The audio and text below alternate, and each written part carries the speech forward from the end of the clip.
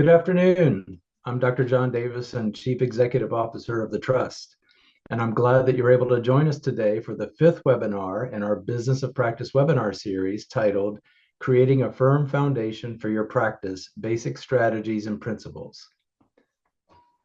Presenting today's webinar is Dr. Crystal Stanley, a clinical psychologist, successful group private practice owner, and adjunct professor. She earned her PhD in counseling psychology from Penn State University and has been practicing since 2009. Dr. Stanley is the founder and director of Renew Psychological Services, a prominent group mental health private practice. Since its founding in 2010, the practice has grown and currently includes 15 clinicians across multiple locations in the DC metropolitan area and provides telehealth services to SIPAC states also. With a diverse team of licensed psychologists, LPCs, LGPCs, psychology associates, and pre-licensed trainees, Renew has built a reputation for high-quality, culturally responsive care. The practice has a strong commitment to training, serving as a clinical site for doctoral externs and early career professionals, and offering structured supervision and mentorship across all levels of licensure. In addition to being a business owner, Dr. Stanley provides clinical direction and supervises clinicians across state licensure and training stages. She also serves as a director on our Trust Risk Management Services Board, and we greatly benefit from her professional leadership and business acumen. I hope everyone learns a lot over the next hour and a half. Please join me in welcoming Dr. Crystal Stanley. Great. Thank you, Dr. Davidson. I'm happy to be here today to talk to you about uh, creating a firm foundation for your private practice. Let me go ahead and share my screen. Okie So, this is a topic that I love to talk about. I'm very passionate about it. I do a lot of consultation around private practice development and maintenance. And so I hope that you will find it very useful. So for today, this is where we're headed. We'll talk about some just general considerations, things to that we'll be thinking about and revisiting throughout the presentation. And then we're going to get into the meat of it. So what are you doing? What's your licensure status? Things that you need to know to legally operate a business for tax and other purposes. We'll talk about making money, what that looks like, what that means, documentation that's important for private practice, how to advertise in an ethical manner, and then expanding your reach. So if you're thinking about, maybe now or sometime in the future, expanding your practice to be a group, some things that you'll want to be thinking about as you're moving forward. Um, I often tell people that, as we go through, there's some pieces here that feel easy enough, right? Like, and we'll talk about that along the way. And so I often tell people like starting a practice is relatively easy. But once you get into it and maintaining it is where it can feel hard.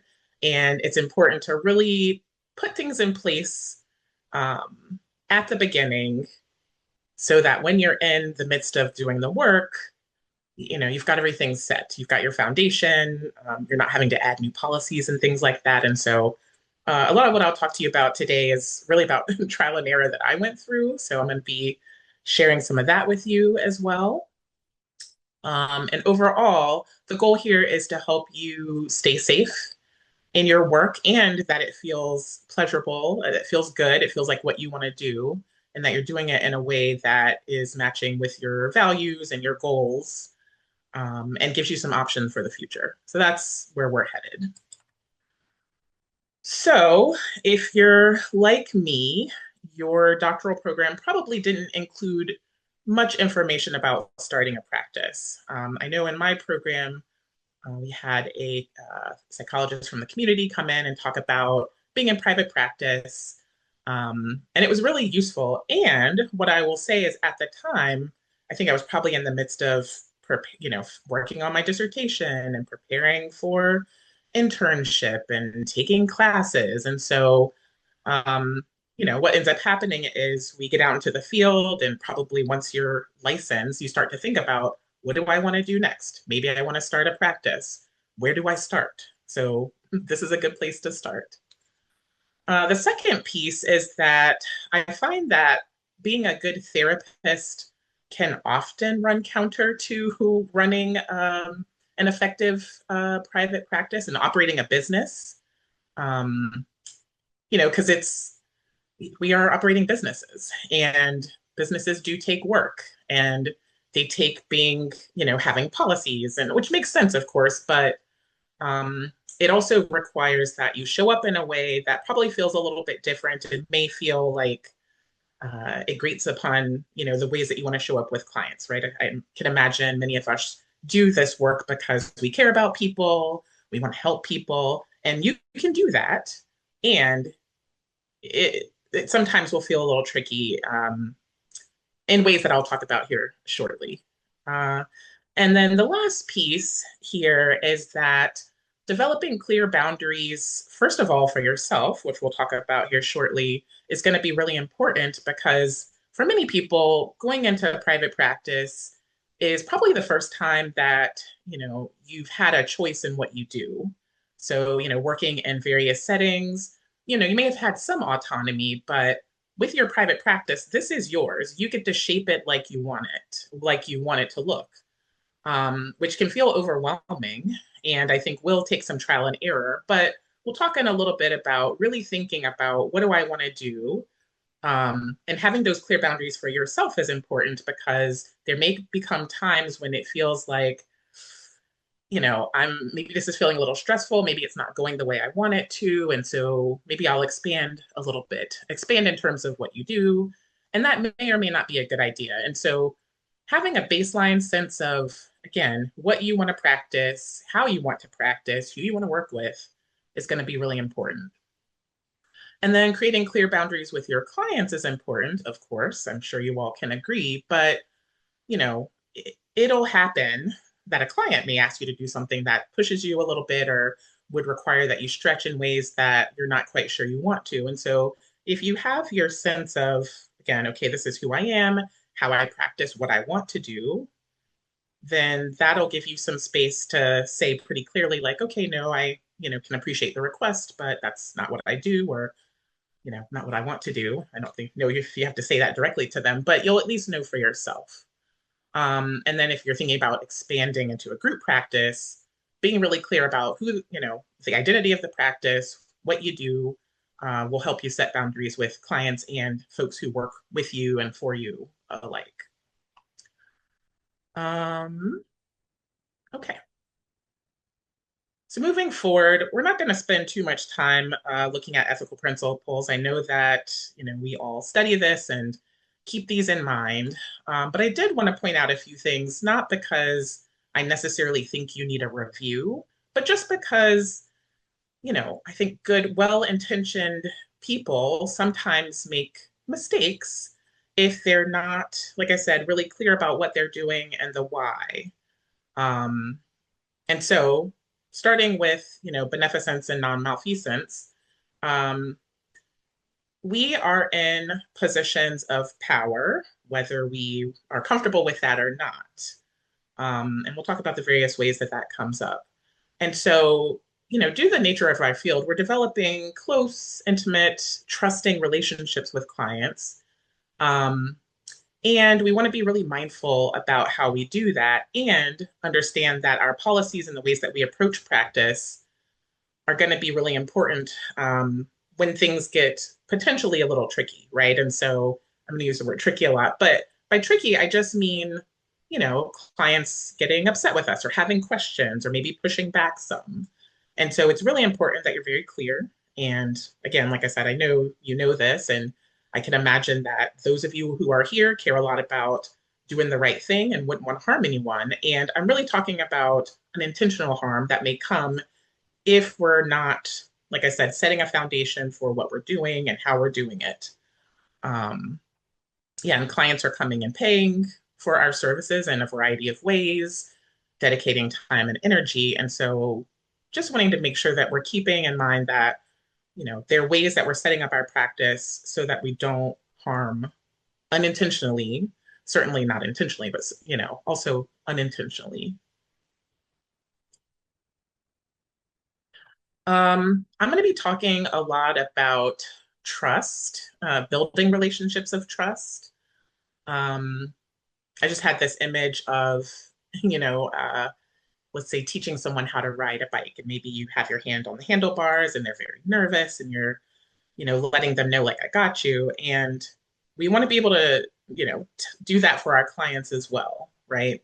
We have them, we have their best interest in mind, and we've sort of taken some time to think through possible scenarios, which we'll talk about here today too, of issues that might come up in running a practice or in working with clients and dealing with money and things like that. Um, so keeping that in mind, we're also building relationships of trust with other professionals out in the field. And so we want to make sure that we're operating in a way that other people can trust us to maybe send us referrals or work with us. And so we're going to keep that in mind too. And again, I'm going to reemphasize that I'm sure that, everyone here has the best intentions. And we're just going to be talking today about ways to make sure that you are not unintentionally doing anything that might put you and or your clients at risk, or and or people who work with you or for you. We'll talk a lot about accuracy and integrity and the ways that we present ourselves, um, the ways that we share with clients about what's going to happen in therapy, and particularly around money matters and such. So we'll touch on that. And like I said before, as much as we can, we're going to be trying to anticipate potential issues that might come up and how we might handle it, and how we might alert our clients to how we might handle, issues that arise. Um, this last piece, I had a note here for myself of, again, sure you all are going into this work, not wanting to harm folks, and wanting to keep in mind that we're not discriminating, of course, and also not creating different classes of clients. And this comes up sometimes, I mean, unintentionally comes up sometimes if you have a practice where maybe you have some people who are utilizing insurance benefits and others who don't. Being really clear about scheduling and just people's access to you.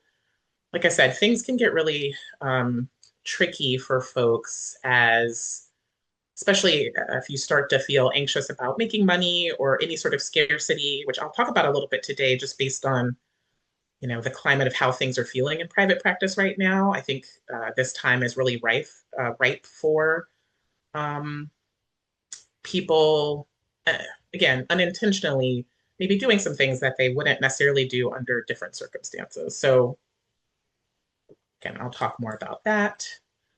Um, and then the final piece, when you're running your own business, especially one like ours, where people are coming to us, paying money to see us in various ways, there may become times when they can't, and that can feel like a lot of pressure when, especially working in our field, we are, paid per client. And so, um, just being mindful of that, of like how you're going to protect your clients and their time and their dignity and their autonomy.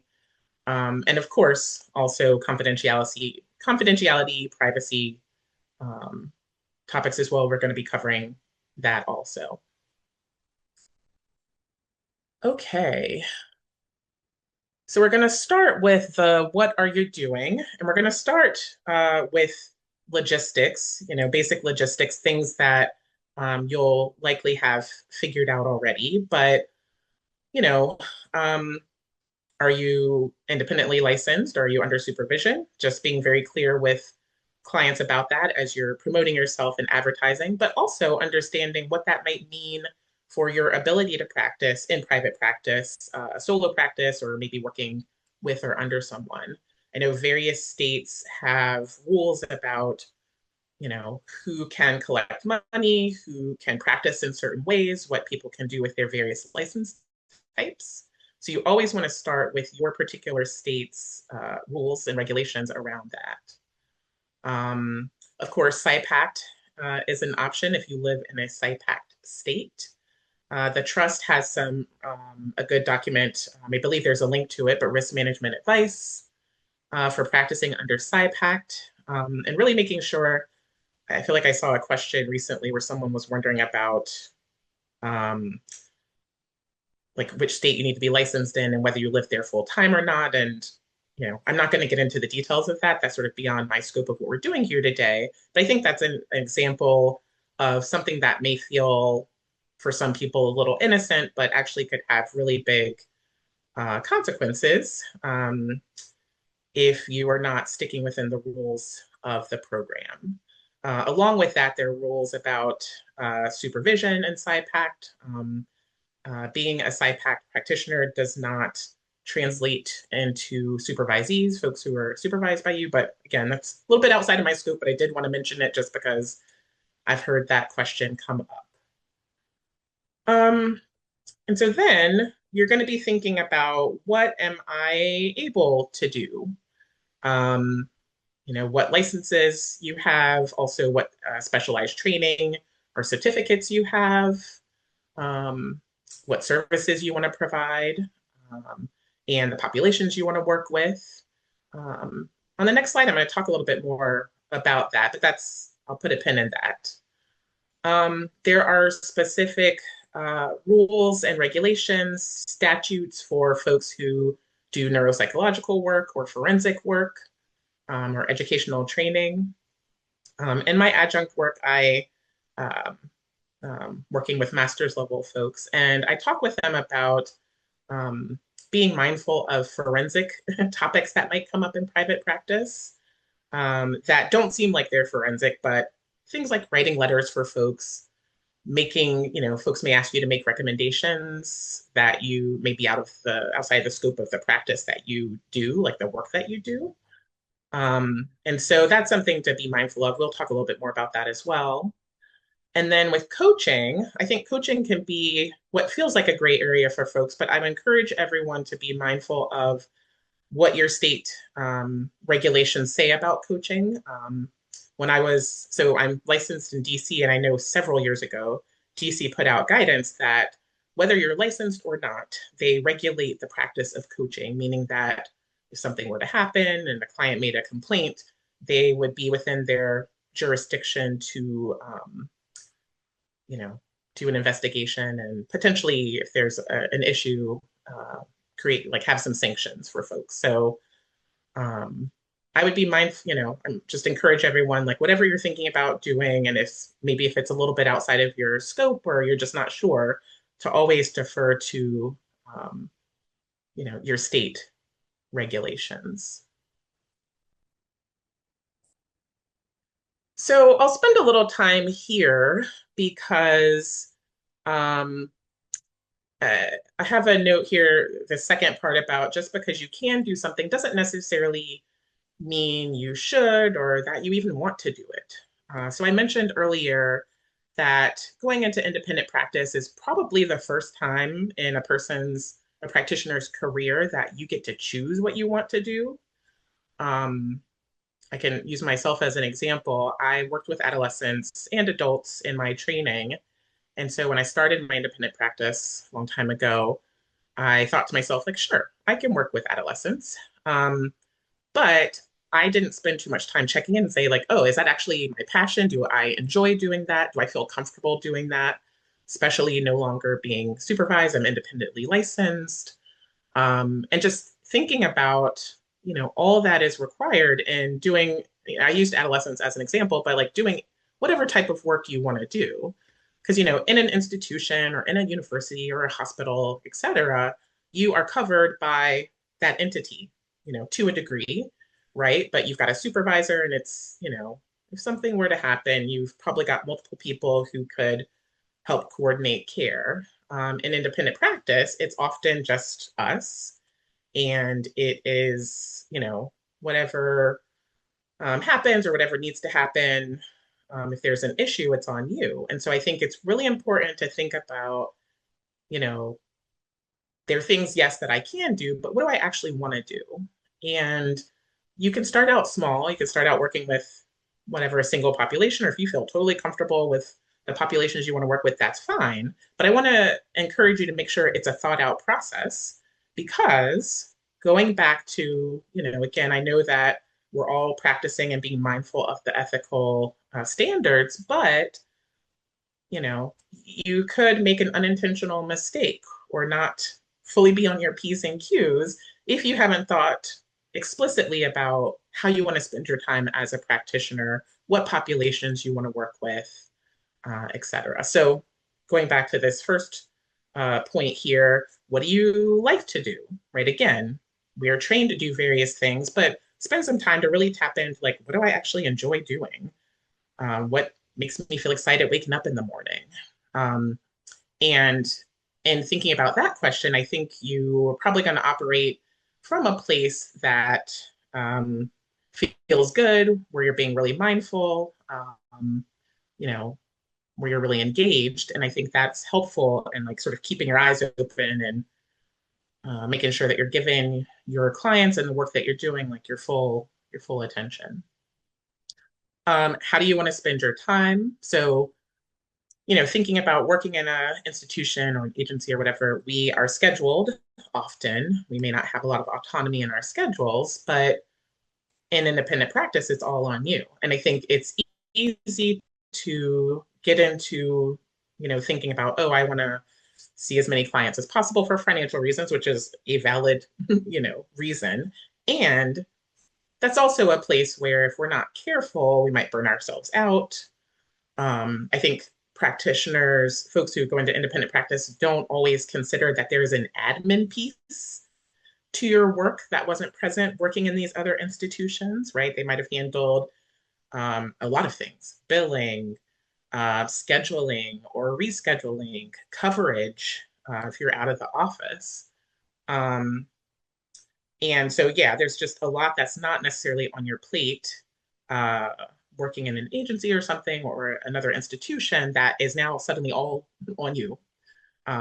So I just had an image I can recall starting out in independent practice and like feeling a little stressed at times because I would sort of hear my phone buzzing, knowing that's another person that I would have to like process somehow.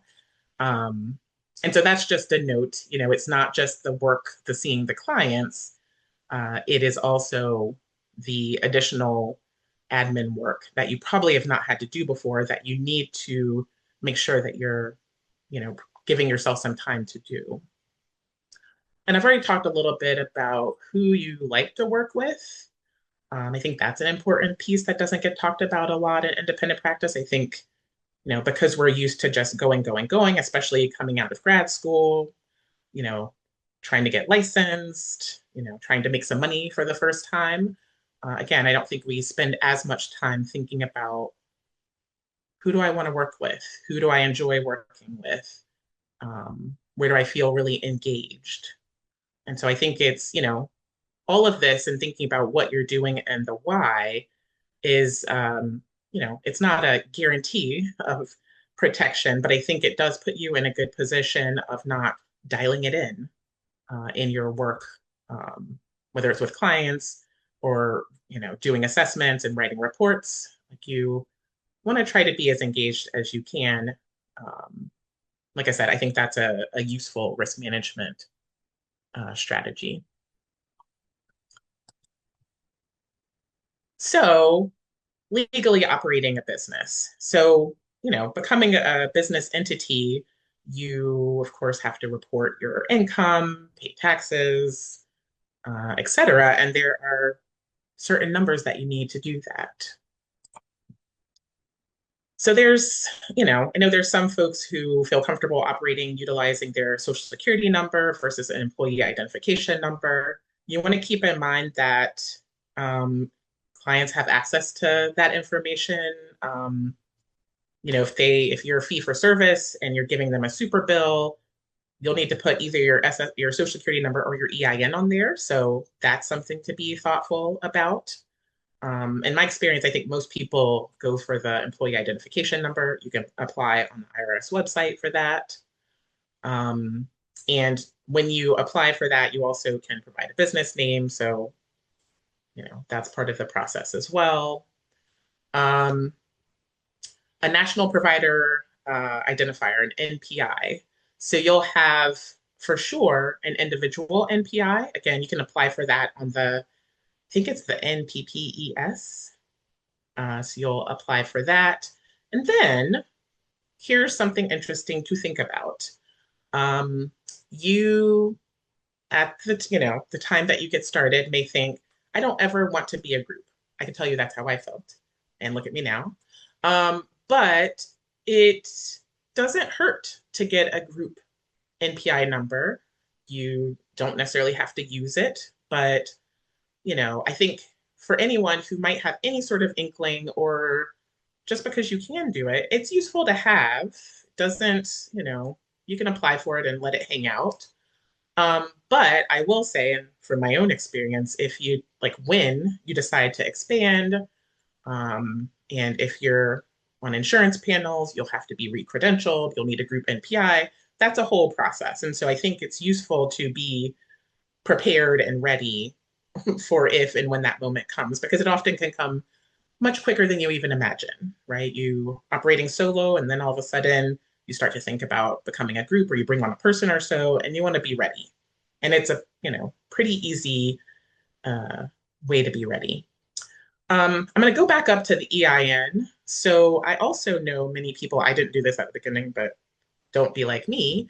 Um, but I had a CPA, but hadn't considered the possibility of becoming a group. And when I did, learned that, if you change your entity type, you will get a different EIN. And so again, that could be a whole logistical process of, updating insurance companies with the new EIN. And so that's something that I would talk with, your CPA about. You will need a CPA in your life at some point to consult with taxes. And also my CPA helped with setting up my business entity. And so, you can start there, talk about the pros and cons, their different financial implications around fees you have to pay yearly and things like that. And so it's nice to just sort of know. And like I said, it's useful in terms of thinking about how to protect yourself legally as an independent or later a group practice. Um, and like I said, it cuts down some of the headache of what I went through of having to like sort of overhaul my business structure and change information with the insurance company in the middle of practicing. That was a little bit of a nightmare. So I'm always happy to hear that people are thinking ahead. And if you're not, here's your sign to go ahead and start thinking ahead. So you'll need to understand also if your state requires a business license. In DC, where I was licensed first, your license as a psychologist counts as your business license. So that's a note, but I know that may vary with various states. So your CPA could probably help with that, or speak with someone at, the licensing office or the small business office in your state may be able to help. I'm in a state, and I know some of you probably live in border areas of your state where you might operate in two states. And that's the case with my practice being located in DC. When we had offices, they were in DC, Maryland, and Virginia. And so I learned in opening an office in Maryland that you have to register as an out-of-state entity. And so that's a note. If you're going to be operating in multiple states, is to just see, okay, if I'm based in one state, but I open an office in another one, do I need to do a special registration type? And at least in Maryland, having my business in DC, that's the type of thing that I have to renew every year or two as well. And then, of course, your professional liability insurance. To be paneled with insurance companies, they usually require 1 million, 3 million coverage. So that's the minimum that you'll need to do that. If you are maybe thinking about expanding to a group, you might consider going up to 2 million, 4 million, but at very baseline level, 1 million, 3 million is beneficial. If you have offices, office space, you'll also want office coverage as well, liability coverage.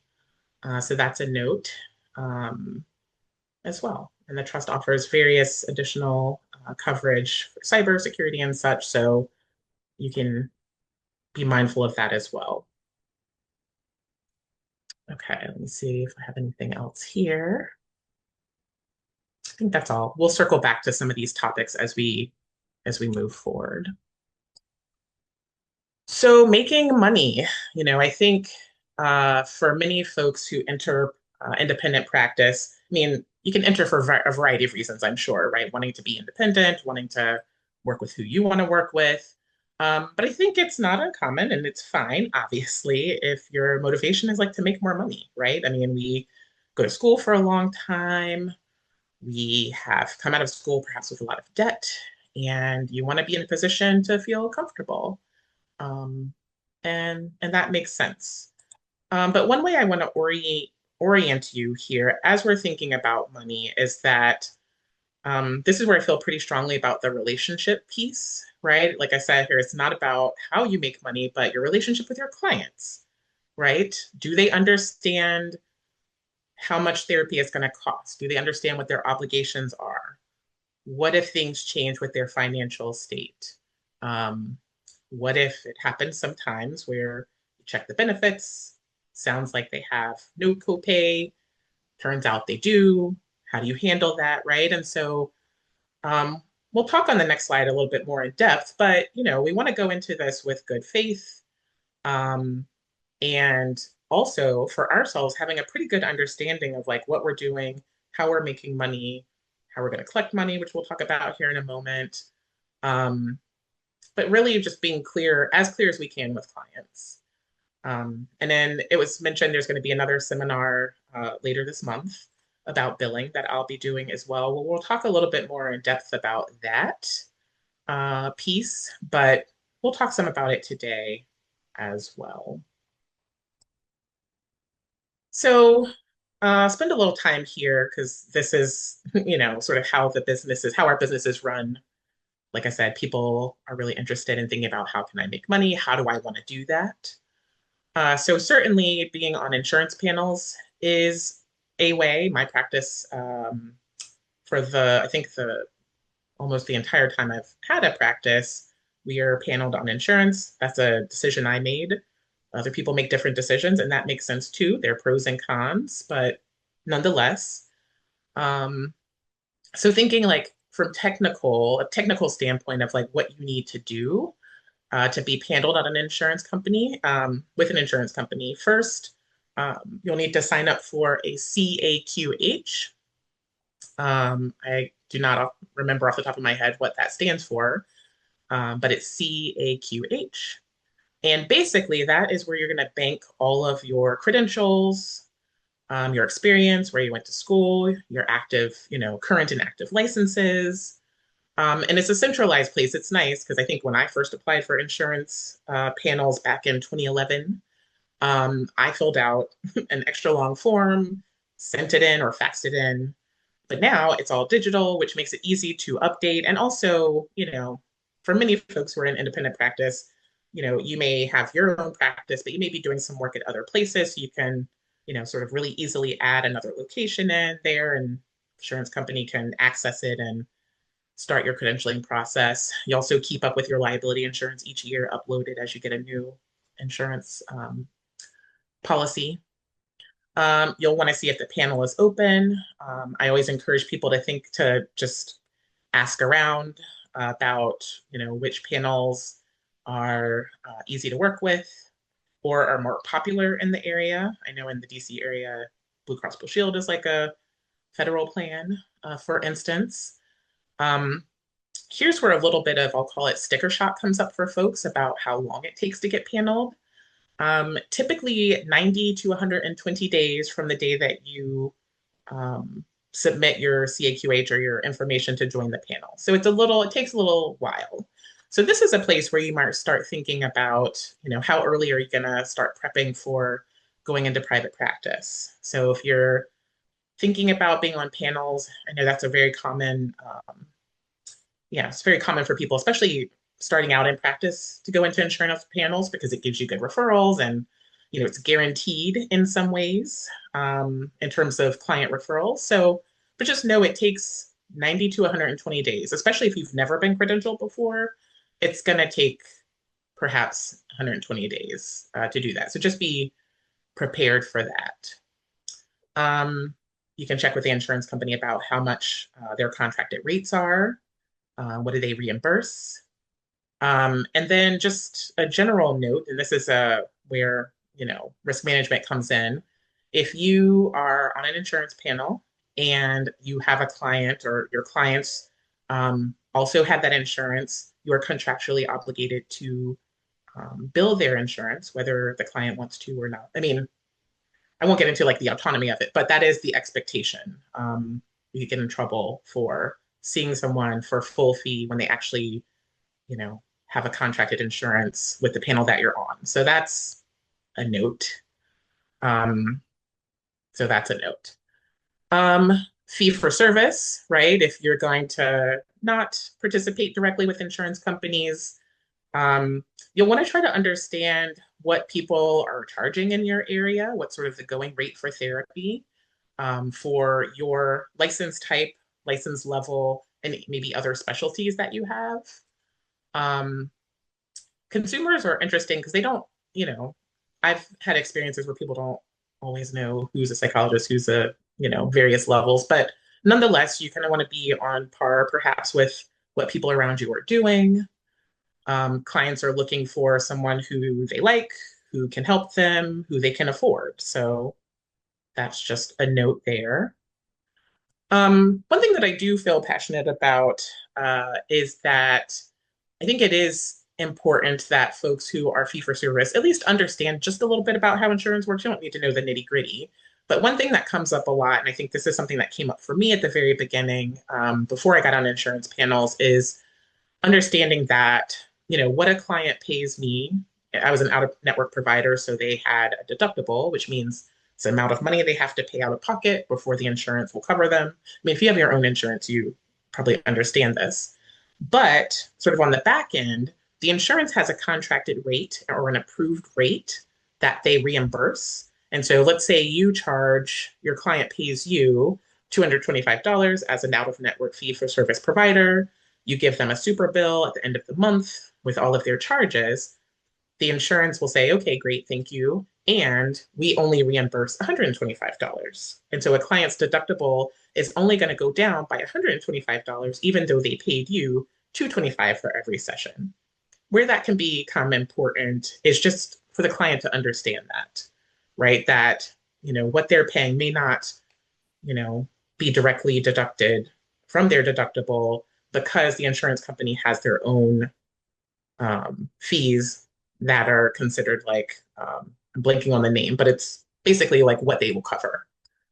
And we'll talk a little bit more about this at the billing seminar, but each of the billing codes, so for 45 minutes versus 60 minutes, they reimburse differently. So that's a note as well. So for some insurance companies, maybe they reimburse $70 for a 45-minute session, maybe $120 for a 60-minute session. So that's gonna have an impact on what clients how their deductible goes down. So that's just a little bit of note if you didn't know that. So perhaps relatedly, I know the No Surprises Act came out a few years ago, just with the understanding that we want to make sure that our clients understand what they'll be paying each session, any late fees, what it might look like each month. If you're going to come to therapy 4 times a month for individual sessions, this is what you're going to spend. If you add on additional family therapy work or have your child, like just to let people know what to expect, so that, I mean, as it says, there are no surprises. People can consent fully to treatment with the understanding of what's expected of them. And so going back to this piece around relationships, we're in these very like tender relationships with clients that are intimate, that are trusting. And I mean, as I think we probably all know and may have experienced, at least most of us, money is a very sensitive topic. And people can, I mean, it can be very upsetting to feel like, I didn't know what was expected of me, or I didn't know it was going to cost this much, or I didn't know that, even though I'm paying this amount, my insurance is only going to reimburse this. And so it'll take a little bit longer to meet my deductible than I thought. And while you're not, as a provider, you're not responsible for that fact, but just maybe letting a client know that, right? Like that is likely the case that what you pay here out of pocket is, um, not the same amount that's going to be used to add up to your deductible. And so again, I think we'll talk a little bit more about informed consent in a moment here, but just being really mindful of our interactions with clients, setting the stage, setting expectations for them, particularly around money, because it's such a charged issue. And I know people, can have very strong feelings. Clients can have very strong feelings about it. And you want to make sure that you're prepared to resolve issues with them effectively in order to look out for yourself and to try to maintain the relationship. And I will say that being in private practice and probably for the first time having to directly go back and forth with a client about money can feel anxiety provoking because, even if you've worked for another agency or an entity and collected money on their behalf, there's still a place to say, well, this is how these folks run things. And if you have questions, you can talk to the biller. But when it's just you.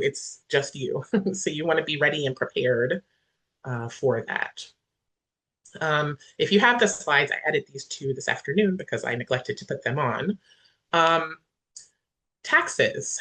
So benefit of having a CPA is they can help you figure out, if you're going to pay your taxes quarterly, what that'll look like, or what to withhold if you're going to write a big check at the end, which, talk with your CPA about what's best fee wise, but making sure that you're keeping in mind like what your tax responsibilities might be so that there aren't big surprises at the end. That's very stressful at the end of the year. And then also planning for your future. So you're self-employed and, at some point you're probably thinking about the future, retirement as well. So, a CPA can help you start thinking about that. And I think it's useful to think about at the beginning, whether you start withholding anything at the beginning or not. I think it's useful to be thinking ahead to what might this look like for me? What do I want? What's needed? Oh, I left off one. So payment processing. Um, I think particularly in independent practice, uh, well, I'll say this first. You have to spend a little bit of money to make money. I know that's a little bit of a pain point, especially when it feels like, this is already hard work. I already don't feel like maybe I make enough. But for ease, right, if you don't want to, have headaches later down the road, it is useful to have a payment processing program. Many of the electronic health records have them now built in, so that's useful. They take a percentage of the money that you make. It's kind of the cost of doing business, unless you want to take cash and deal with cash and checks and such, which I wouldn't recommend at this point, but you get to do it however you'd like. Um, so, and I guess with payment processing too, even as an individual practitioner, it might be useful to, if doing payments, collecting them, chasing them, or whatever isn't really your thing, looking to see if there's someone who might be able to help you, an admin help, someone for a few hours a week. So just I would encourage you to be like flexible in thinking about, maybe having some help because it can start to feel overwhelming, but obviously do what works best for you. Oh, a last note that's not here around making money is to, even at the beginning, be thinking about how you might want to diversify your income for a variety of reasons, right? I mentioned a little bit at the beginning about burnout. I don't know if I mentioned burnout, but I'll say it now. Thinking about burnout, right? What I mentioned was, you may have been used to in an institution or somewhere seeing a bunch of clients in a row, maybe you didn't have a choice, any number of things. But in independent practice, you're also doing admin work that was not part of your, work before. And so you really want to think about, you know, do I want to see individuals? Do I want to see families? Do I want to do groups, right? Thinking about a variety of ways that you can work that might feel good. I know there's some people, I have colleagues who, you know, are good at doing seeing a bunch of clients in a row. And if that works for you, I mean, this, again, part of what we're talking about today is like figuring out what works for you. So if that's what works for you, please do that. But going back to the idea of diversifying, I think it's particularly important because there are times when maybe clients aren't flowing as much as they are. And it's actually, I don't know if people are experiencing this, but because my offices are in the DC metro area, and a lot of the clients I see are employed by the federal government or were or are adjacent. Um, some people have lost insurance because they're no longer employed, or, as people experience high levels of stress, they may not seek out treatment as much. And so I've seen in various listservs and things that I'm on that people are feeling a little bit of a crunch. And so if only seeing clients or only seeing individuals or couples is, your sort of your bread and butter, you might also think of some other ways that you want to work. And so could be anything, right? Teaching, consulting, doing something totally outside of the field. Um, but that's part of our work too. I think that can be useful. It's just keeping your eyes peeled and being on listservs and listening to what's happening for other people in practice to try to be a little nimble. Because, and the main reason, I mean, aside from financial stability, I mentioned at the beginning, and I'll continue to mention, I think sometimes what can happen as it relates to risk management is when you start to feel the crunch, or you're feeling scarcity, or you're feeling scared or anxious, people sometimes make mistakes, or they sometimes do things that are not in their best interest, not out of any ill will, but just because you're trying to figure out how to stay afloat. And so if you can, I mean, sometimes we can't stay ahead of it because things happen, but just sort of keep your eyes open, try to stay nimble. It's important to keep that in mind so that, again, you're not making, errors or careless errors due to outside forces. Okay, let's see here. So, in terms of documentation, I know that this is an area that people often think a lot about of like, okay, I want to make sure I've got my documents together, and it can feel very overwhelming. And I will share some resources with you here shortly. But we'll talk through like what you need to have, what's important as you're thinking about starting a practice. I would say do not see a single person before you have these set in stone, because especially as it relates to risk management, this is what is the difference between no, I've never heard that before in my life from a client, and you saying, well, here's this paper with your signature on it. And we discussed it and I documented that, right? And so overall, you can think about this suite of documentation as a way to, clarify issues with clients, create boundaries, be very clear about what's happening and what they can expect. I mean, that's the nature of informed consent, which is where we'll start. Consenting to therapy. What is therapy? What do I mean? What type of therapy do I practice? How often do I meet with people? Um, how much will this cost? How will you pay me? When do I expect payment? What happens if you don't pay? What happens, what are the rules about cancellations? How soon do you need to let me know? What happens if you don't let me know? Right? All of that at the very beginning so people can make decisions about that. And then who you need consent from, right? If you're working with adults, adult individuals, if you're working with children and families, various levels of consent around there, depending on, who's married or not, or separated, understanding all of that's going to be really important, making sure you're on your P's and Q's with that. Um, Consent around, whether you're being supervised or not, and if so, who's supervising you, what information does the supervisor have, what happens if you have a problem with your, me as a clinician, if I'm being supervised, how do you contact my supervisor, all of that, right? What's happening, who has access to your information, um, etc. And then privacy and confidentiality, right? We've got the basics of when we have to break confidentiality and to who. Privacy and confidentiality around like work with children and adolescents is important to let them know and be clear about, um, as well. So I had an additional note here around privacy and confidentiality that seems to be coming up a little bit more with the introduction of AI into the therapy space. So I know my EHR has been trying to get me to use a program that will record your session, take notes, and write a note for you. And so, if that's something you're going to utilize, you need to let your clients know that.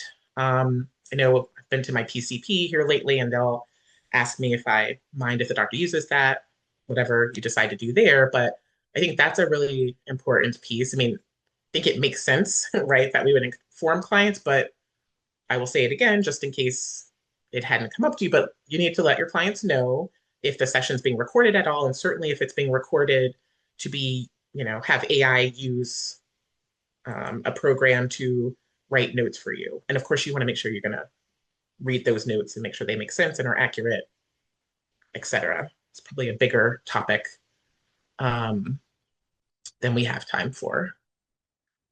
Okay.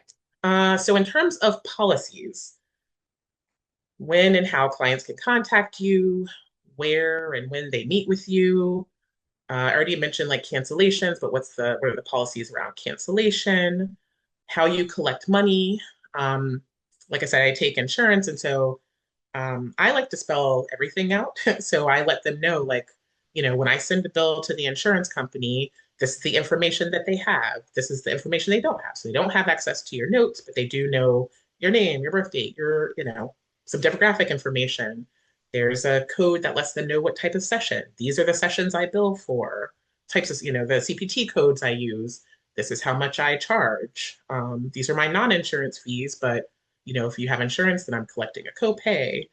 I let them know that, we will confirm your benefits before our first session, but if, we don't know what the real deal is until the insurance company sends us money or not. And so we will let you know as soon as possible what that is. But I let them know that information. If you're using any sort of biller, either in-house or third party, again, these are folks who have access to your information, and this is the information they have access to.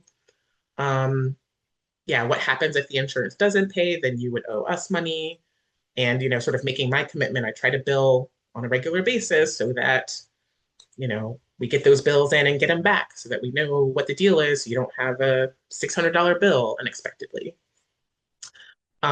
If you're doing fee for service, this is how I collect money. I will charge your card on file at the end of every session. This is what happens if your card declines, or if, for some reason money gets clawed back from your credit card or whoever takes the money. How you resolve conflicts. If you've got questions, here's to contact. I mean, if it's you in independent practice, it's you. Please contact me. Um, or if you've got a biller or somebody else working for you, say, hey, this is the person to contact, right? You want to be very clear about those matters. And then again, I think I might have said this already, but being clear about what services you provide. So for our practice, because we try not to get into anything that's really like forensic at all, like we don't write letters that are recommendations. We will give an attendance note, if you will. This person has been to therapy, but we're not making any sort of recommendations for people, especially not new clients, right? So just things like that. Maybe if we if you ask me to fill out a form, this is how much it costs, right? You want to be really clear so that when something arises, the client has already read your policies, consented to it, and you can go back and say, well, when you signed up, you were supposed to read and sign that you read these policies. Here it is.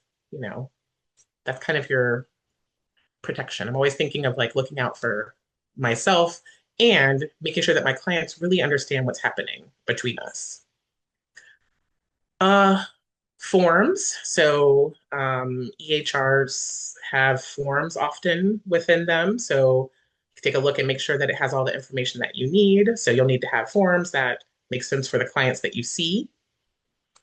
So that includes like intake documents, client information or client demographic forms, releases of info, consents for supervised practice, any sort of form you might want to send out. Make sure you have those in place and ready to go. And then maintaining records. How do you do that? Early in my practice, paper, then it moved to digital. So everything's digital. Again, letting people know who has access to your records really should be the clinician, if the person supervised a supervisor, and maybe a practice administrator, like a clinician, a clinical director, letting them know that where the records are stored. Um, yeah. What they need to do to request records as well. If you need these, this is how it happens. And you need to know that for yourself too, right? Like, how am I gonna manage sending and receiving records from folks? Um, and then for telehealth, um, early in the pandemic when we transitioned to telehealth, and my practice is all telehealth now. I can't remember if I said that.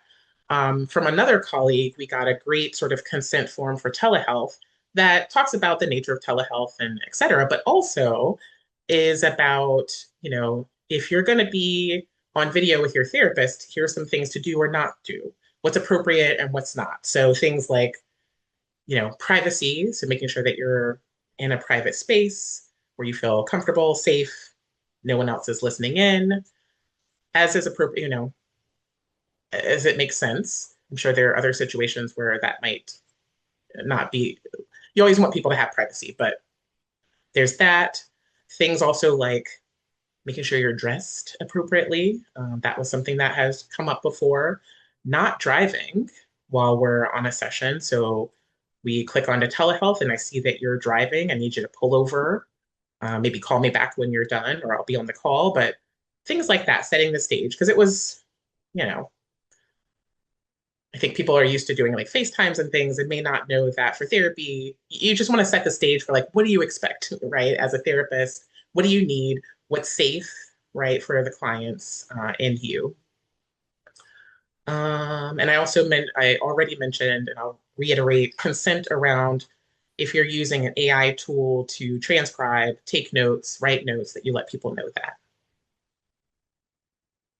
So putting together all of these forms can feel very overwhelming, and especially, as it relates to state laws and things like that. But the trust has a bunch of sample forms that you have access to on the website. So these are all the forms that exist.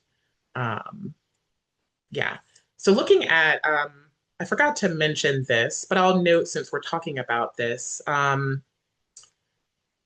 So I mentioned when we're talking about what to do, specifics around neuropsychology or teleneuropsychology. So making sure that you have a consent form for that, because as you're thinking about the various types of therapy you do, what you might do and how you might practice for psychotherapy is going to look different than teleneuropsychology, look different from like consent for forensic treatment, um, and then for coaching, right? And so, you know, again, I cannot stress enough how important it is to have these things in place, because once you open your doors, you're hoping people are going to come, and they're going to be ready to go. And so you want to make sure that you've got time to review the forms, make sure it makes sense for what you do and what you want to be doing.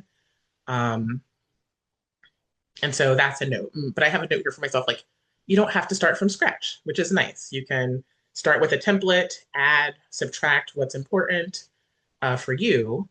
And so that's a note. So there are forms. And I just want to reiterate again, you do want to have different forms because, again, different types of practice have different risk, have different responsibilities. So you want to make sure that you're within those guidelines and that you've got your documentation that, again, is providing that informed consent to your clients about what all this entails. So, advertising, if you build it, they will hopefully come, right? And so let's talk about ways to try to make that happen. Um, Again, yeah, when I think about doing a practice, you put up your website or your Psychology Today, you might get referrals, uh, sometimes not. But let's talk about some ways to try to, you know, make it so that you're getting, people know who you are and you're having a stream of referrals. I'm gonna come back to online presence. I want to start with where to advertise, and I'm gonna back up again too, because we talked earlier in the presentation about the ethics around advertising. And I didn't really get into it because I'm sure you've talked about it, but a reminder that we want to be as accurate as possible in how we present ourselves. So, who we are as clinicians, our license, training status. Um, and because, again, you do not want to get in a situation where you advertise that you can do some type of work that you're actually not trained in, or you're actually not certified in, or you don't actually have, it's not part of your actual scope of practice. So that's the main note here as we're thinking about advertising is making sure that it's accurate to who you are and what you want to do so that you're going to be getting, excuse me, referrals that are along the lines of like what you can actually do, but are also what you want to do. So where to advertise? So um, if you're on insurance panels, you will get referrals there. It's not, I mean, it's pretty common for people to, search their insurance to see who's in network for their insurance. They might all we also use like using thinking about Psychology Today, for instance, um, doing a filter there for people who take their insurance. So that's a note.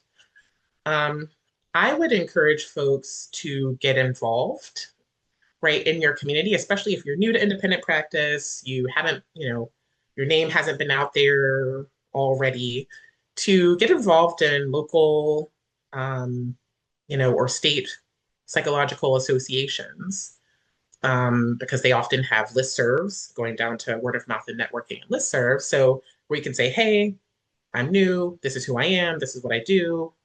Um, Assuming that your listserv allows that. That's another note too. You want to be following the rules of the listserv, but if you're able to say this is who I am, or respond to people's who are saying, hey, I'm, looking for this referral for this client, that's a note. That's a good way to get your name out. Therapist directories, there's so many. I would talk to people who use them. I've referenced one. I'm not suggesting you use that one or not, but just um, check with people about what they're using, how many referrals they get, if they find it helpful. So that's useful. Like I said, listservs already, community engagement. So I'm not sure how much business this actually got me, but it was I would say it wasn't nothing, but getting out in the community, going to events. I used to always talk to people about like, where are the clients that you want to see, right? If you want to work with children, where are children? Where are parents? Well, you want to go with the parents. Where are the parents, right? How can you let them know that you're available and what you do? Um, Offering workshops, or volunteering to talk at a school about stress, like whatever the case may be, like getting really creative about where are the clients that I want to see and how can I get access to them. I really like working with college students, so I've many colleges, at least in the DC area, have a form you can fill out and say, hey, this is my practice, this is what we take, and they can send people to you that way. It's an easy way. At least in DC, the universities often have like little open houses you can go to and show your face and say, this is who I am, this is what I do. Um, Online presence. So it's a very interesting time in the online world. I know there are a lot of therapists who participate online, whether it's, I don't know, TikTok or Instagram or Facebook, whatever the case may be. Um, so thinking about like how present do you want to be on the internet, right? I think many people feel pretty comfortable with a website. People sometimes feel comfortable making a video here or there. And then some people sort of go full force into social media and have like an online presence. And so just being mindful for your own self about what you're comfortable with, what makes sense, and just sort of being careful about your engagement. And also, um, you know, it's possible that a client will come across your online presence, if your professional one, let's say, and just really being clear with yourself about what you might want them to see, what parts of you, how that might impact the work. You may not always know. It may be, for some people, it may be a draw. For other people, it might not be. So just being mindful of that. I have blogs on here. I don't know how much people blog anymore. I'm a little out of the loop with that, but Another way, like writing articles, or I know yeah, you could get involved with like being an expert that's called to talk on the news, about various topics that are happening. And I know there are some psychologists who've done some work around this about online presence. So, um, yeah, you might want to consult with some of them, or like if you know anybody who's doing that or see people, maybe check in with them about how it's going. But that's an option. Um, but like really thinking about the pros or cons of being potentially an online presence. Dual relationships in small communities. You know, and part of my intake documents and my policies and procedures and stuff, I talk about what might happen, like the possibility that a client might see me out and about. So I don't reside in DC anymore, but when I did, I would see clients at the gym or at a food truck festival or any number of places. And so I made a point to talk about that with clients at the beginning, right? Like I have it in my intake paperwork, but also just as we're doing our chat at the beginning before we start meeting, like if I see you, um, just know that I will not approach you. We'll sort of talk about that. But as it relates to advertising, you there are various circumstances where the clients that you want to see also exist in a community that you belong to. So this might come up in some of the various small communities that might exist, like churches. Um, you might have children in the same school as your clients, or yeah, your children might be in the same school with your clients' children. Um, BIPOC communities of color can be small in some places, so that being a note, but maybe that's the population you want to work with. Um, Maybe a gym and an instructor at a gym, right? So just being really mindful for yourself and maybe having some documentation, I would recommend about how you're going to handle the potential for dual relationships and having ongoing conversations with your clients that you're documenting in your notes about if it comes up, if they run into, you run into each other, etc. All right, so we're winding down here. And the last thing we'll talk about, this is really an overview because this could be its own hour and a half conversation or more, is like expanding your practice. Um, First question I always ask people is why? Why do you want to expand? What are your goals? What do you think is going to happen? What do you hope will happen? Um, I think it's very common for people to be thinking about, well, I want to work less. I I mean, that's often one. Sometimes it could be like, I want to supervise or I want to, provide more services to the community.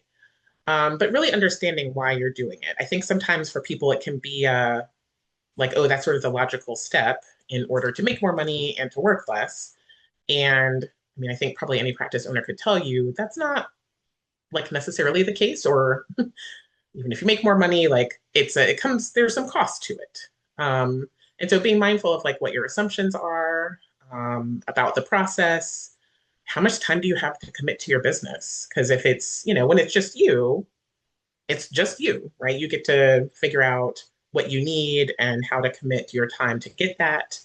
When you're supporting other people, including like clinicians, but maybe also admin staff, it's your job to make sure that the ship is going, right? That it's running, and that there are resources in terms of clients and in terms of finances. And so that's something to keep in mind. Um, and so this is another situation of like, you've got autonomy, you can do whatever you want. And sometimes more is better and sometimes it's not. And so that's just a note.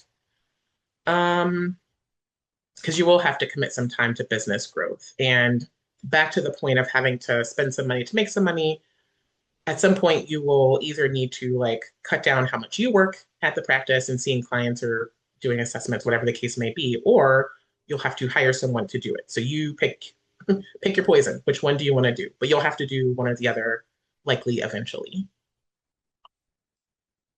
So, in terms of some topics, in terms of expanding your practice, things to understand, what's the cost? So, if you didn't do the thing that we talked about at the beginning of going ahead and becoming, I don't know, S Corp, LLC, whatever it is you decide, some sort of group, um, that's like an actual cost. The cost of having an EHR, each new person you add, the cost of if you're going to have employees, or it doesn't matter, whoever you have who's working for you, how are you going to pay them? What system are you going to use? That costs money.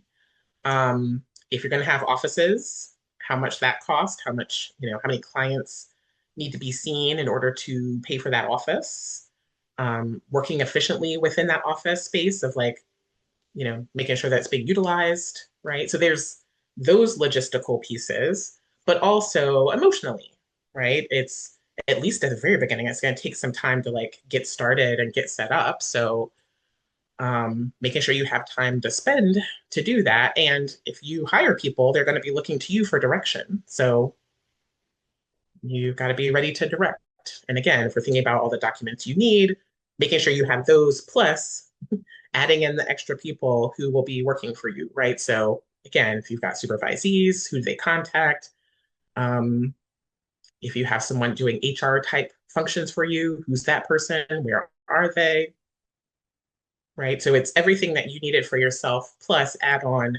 And now I need to think about the practice as a whole and what are our policies, needing policies and procedures for your employees or whoever works for you. There's the important matter, we're talking about risk management of vicarious liability. So the business is no longer just you and what you do or don't do. It's what other people who work for you and represent you do or don't do. Admins, admin staff, other therapists who work for you, psych techs, whatever the case may be, it all comes back to you, your entity, let's say, but you've got to manage it somehow. So being prepared for that and thinking about that, and the more people you add, I mean, kind of like, you know, uh, well, adding one person is its own liability. Adding more is, whatever. But like adding one another person is just going to be more about liability.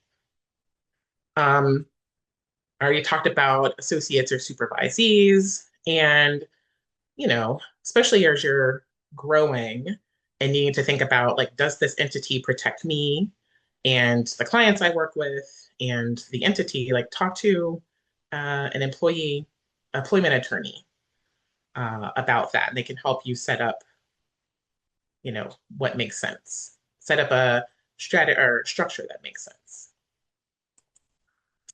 So last pieces here before we have time for questions. So the trust provides a lot of resources around practice building and thinking about it. And I am proud to say that I helped in developing a few of these. Um, I was also, many years ago, I was a member of the trust's student and early career psychology committee. And so this is one of our first documents we put together, starting a private practice, an early career psychologist guide. It's available digitally. And then sort of one of the last projects I did with that group is the Bridging the Professional Gap private practice workbook. And so these are all available as links for you. Um, and that is all I have for you all. And I wanted to leave space. We've got some time for questions. So, Thank you, Dr. Stanley. Yes, we've got a lot of questions, a lot of great questions. So let me send some to you here. Here's one about how do you balance fair compensation for clinicians with sustainability for the business? mhm. That is the question. Because, I mean, I imagine, I know for myself, you go into private practice, independent practice, and as you bring people on, you want to treat them well, I would imagine, generally. And you do have to have a sense of like, what are the costs of running the practice? And that's why it's important on the slide about like understanding like you want to figure out per clinician, how much does it cost each month for them to be a part of your practice? And you then, think about how much you could do it any number of ways, but figure out how much people want to work or maybe need to work. I usually like to operate in the want to work, and decide on compensation there. So, how much does each individual clinician cost? And that includes like the space that they're inhabiting, the electronic health records, um, if you have health insurance, if you've got support staff, right? That all factors in. And a way to think about it too, sort of the flip side, is what you're offering, right? So, um, if folks come to work for you, you're offering a service and you want to offer it well, and that does come at a cost. And I say too, you probably want to leave at least a little bit of room to grow. If you're not a fee for service practice, like if you're a fee for service practice, you can raise your rates each year, which gives you a little flexibility, perhaps. But when you're on insurance panels, they might not raise the rates for 10 years. So you want to keep that in mind too. But it is, I mean, that is probably one of the toughest pieces of this is like wanting to work in a way that feels respectful. And there are some really realities of how much it costs to like rent office space that goes up by 3% every year. And so those are things you're going to have to factor in for the longevity and like giving yourself a little bit of ceiling. So that's been my experience. I mean, like I said, we could probably talk about that for a whole hour, but Yeah, what a related question, what are the best places to advertise and find qualified candidates for licensed therapist positions? Mhm. Yeah, there are a lot of, I mean, historically, for my practice, we haven't recently, but used Craigslist, a listserv that allows that type of advertisement. I think many of the state associations I belong to have a newsletter or something where you can pay some amount to advertise that you have positions. Indeed, can be a little costly, but that's a good way. We've gotten quite a few candidates that way. And then word of mouth as well, um, Mhm. are my sort of the ways that we've advertised. Mhm. Um, and this may not be your model that you're currently working under, but do you have suggestions or considerations for becoming part of a partnership of therapists or a group practice? Mm. You mean a bunch of I'm Yeah. hearing this as maybe like a bunch of individuals who maybe want to operate independently but like share resources is my I don't know if there was a specification there. Um, it could be Or that if model. It's just a question. Maybe I don't know whether they're all co-owners or whether they're just, like you said, sharing resources. Mhm. Any thoughts about that? Yeah. Well, the first thought is clarifying that, right? Are Yeah. you all going to be working independently but sharing resources like space and advertisement and maybe like a biller or admin help? Um, and so that's another matter where, I mean, one, I would definitely, with any sort of partnership, consult an attorney about, you know, and help figure out like what is the vision, what would we all be, what are our financial responsibilities? Does that work for people?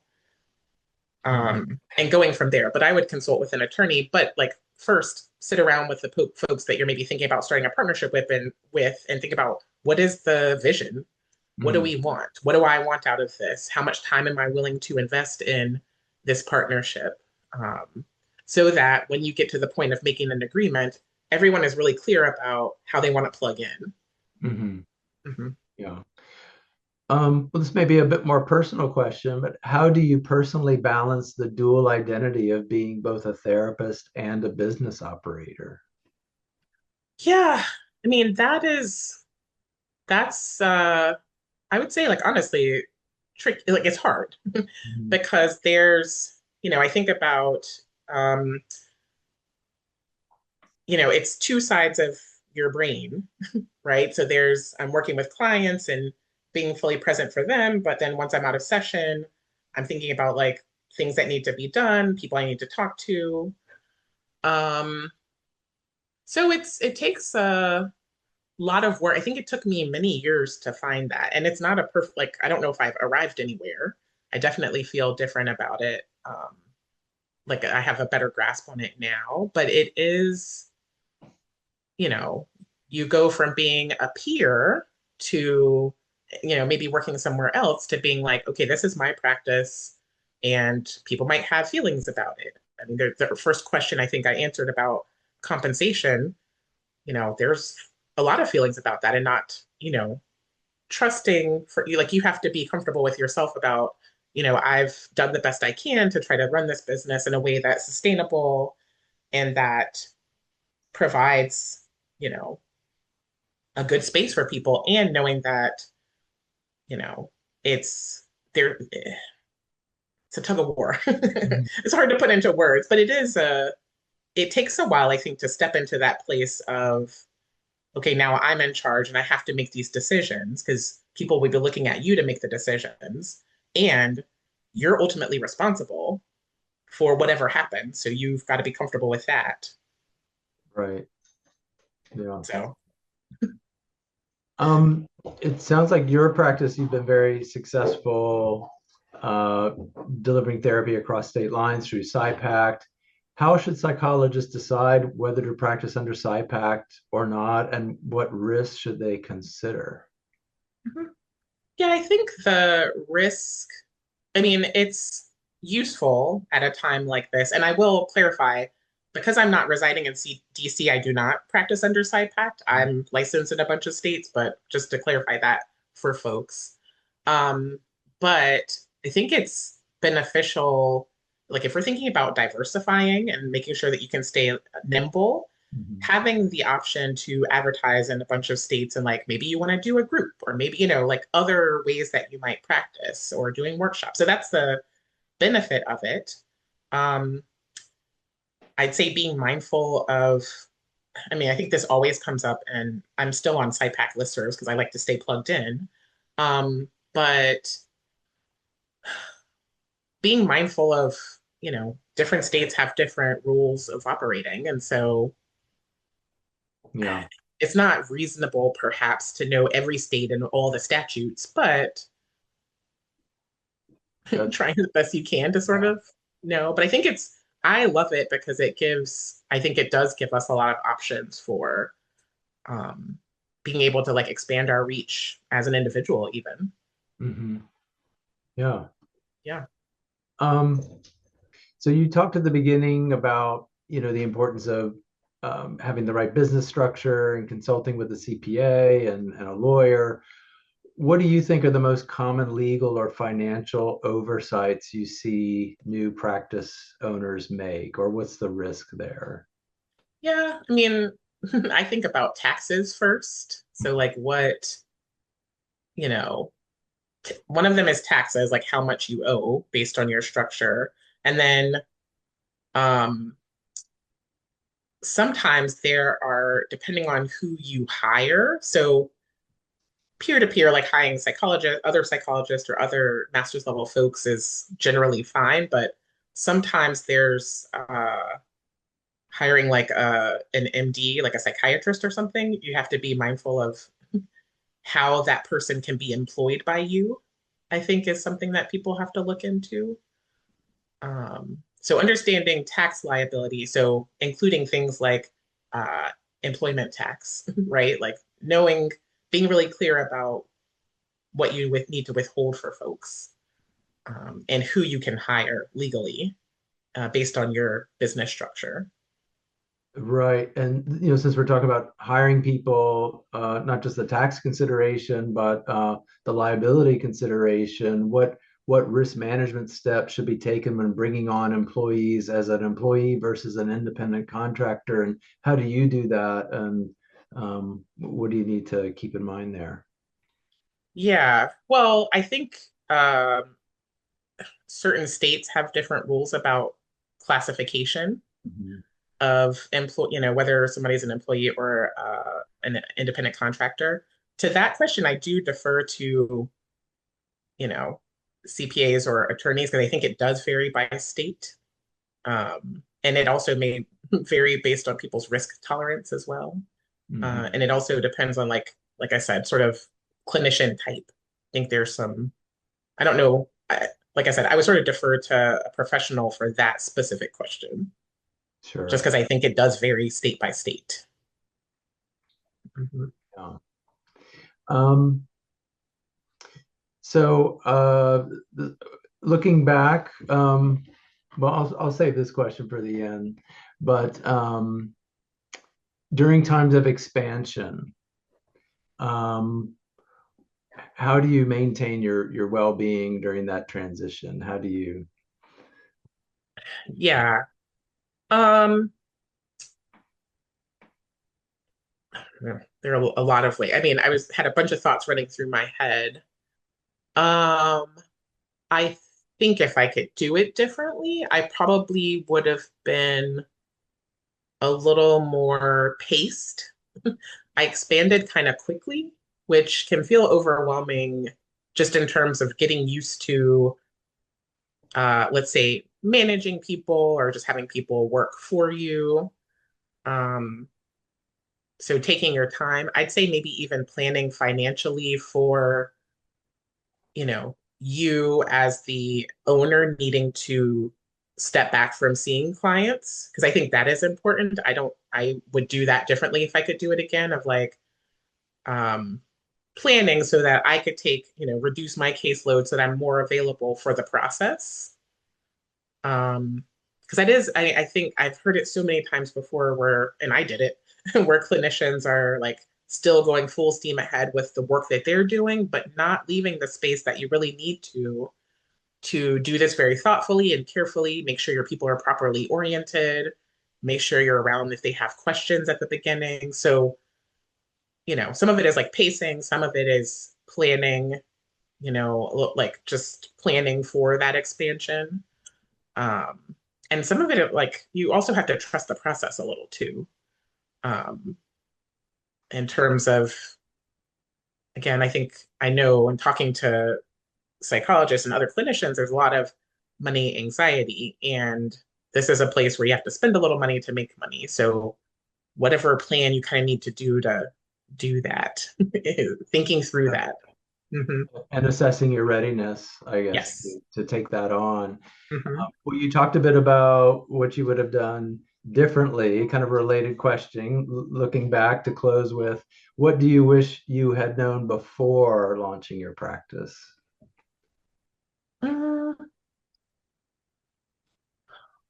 Let's see. I mean, a lot of thoughts come to mind. I think it, I mean, it can go really fast. Like I said, I think I expanded kind of quickly. Um, and I mean, it's a lot of responsibility. So knowing that, so responsibility to make sure everybody gets paid and Right. that you can afford the things, office space and things like if you're going to do an office or Mhm. electronic health records, factoring in that you might need to pay for admin help. Yeah.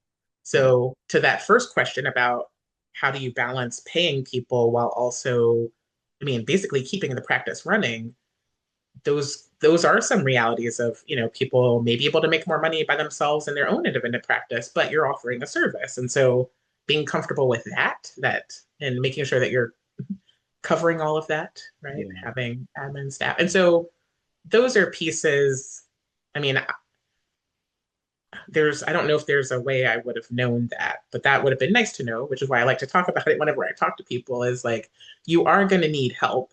And so you Mhm. have to decide if you're the help or, you're the help that you need, or if you're going to hire someone to help you.